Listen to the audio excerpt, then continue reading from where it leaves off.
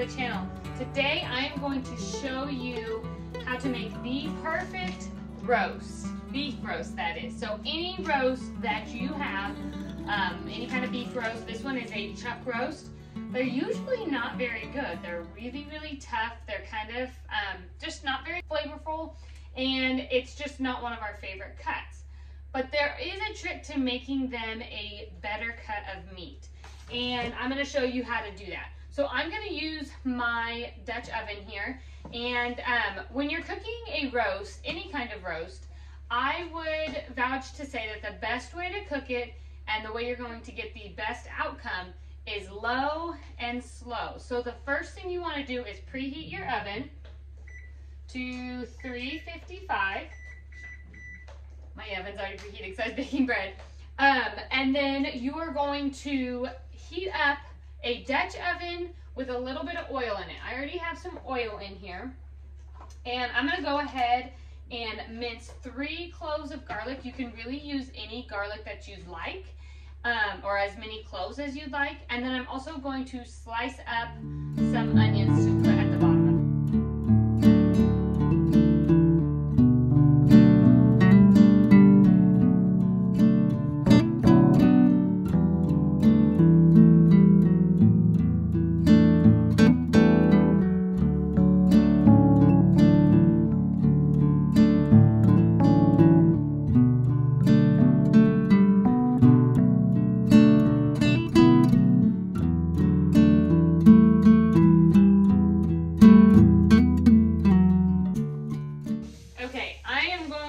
Just saute up the slices of onion and these cloves of garlic in my oil for just a minute. And then I'm going to take my nice homegrown beef here. I'm going to take it out of its package. Now, the first tip I'm going to give you in cooking the best roast is to make sure that it's thawed out. I'm guilty of throwing a frozen roast into the crock pot like the next person, and sometimes that's just the way that it goes. But you're really going to have a much better roast if it's thawed out. So you want to make sure that you plan ahead, take it out the night before, whatever you need to do. Okay, now I'm just going to take some salt, and I am going to season both sides really, really well. And I'm going to take some pepper and do that as well. And this is all just to taste, nothing measured here. And really all my spices is nothing measured. Okay. Now I'll move my garlic and my onion off to the side. And I'm going to take my roast and I'm going to put it into my pan here. And you want to sear it on both sides really, really well. So I'm going to do about 3 or 4 minutes on one side, flip it, and do 3 or 4 minutes on the other side. This is going to lock in the flavors of your beef. It's going to be very delicious. So tip number 1 is to make sure your beef is thawed, that you're not using a frozen roast. And tip number 2 is to cook it low and slow. So that means my temperature is 250 degrees and I'm going to cook it. It's about 2 p.m. right now. I'm going to cook it for 3+ hours until dinner time. That's really going to give you the most tender, good roast.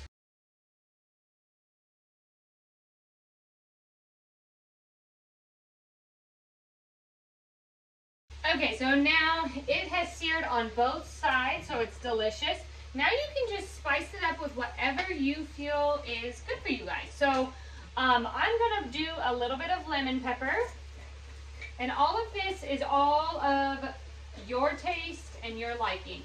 With this kind of process, it really draws out a lot of the flavors, so you don't need to do a ton of it.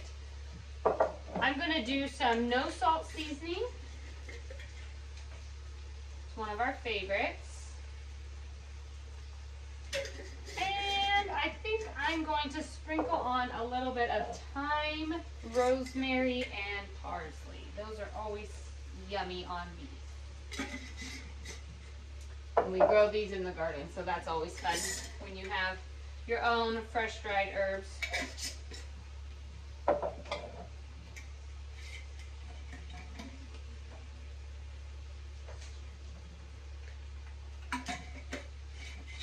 Okay, on this one side. You can flip it and add some more spices on the other side. That's totally up to you. But this amount of spice on one side will be just fine for us. Now that I've seared both sides, I can go ahead and turn off my stove. And I'm going to scoop some of these onions and this garlic just so that it's right on top of the roast here. Okay, now I have that all ready. I'm going to go ahead and crack open a jar here of my freshly canned beef broth. And I'm going to pour generously about 1 cup. I don't measure too much on that. Actually, I probably did a little bit more than a cup. And you just want it to give it some moisture. So when you put your lid on your roast, then you are going to create kind of like a steam in there, and it's really going to make this delicious, even more flavorful broth that you can turn into gravy over mashed potatoes when this is all done. Okay, I'm going to go ahead and stick this into my oven. And we're going to let it go for quite a few hours, and then I'll see you back here in around dinner time, and we'll open it up and peel it apart.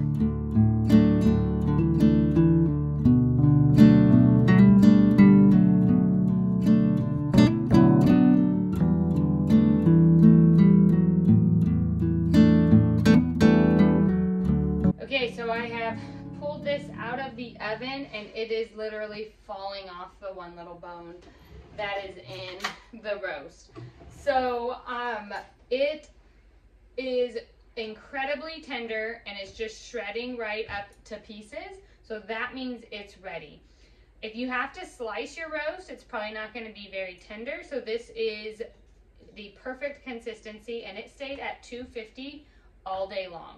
So I'm going to make up a big pot of mashed potatoes, and then we are going to probably get some broccoli going, steaming, and we're going to have our roast with some cheesy mashed potatoes and broccoli.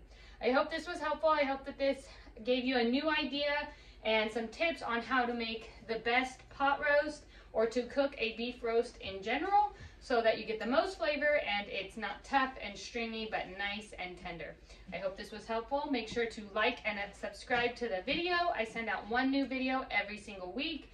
Jump on over to the blog and put in your email. I send out 2 emails there a week with farm life, simple living, and recipes. I will see you next time. Take care.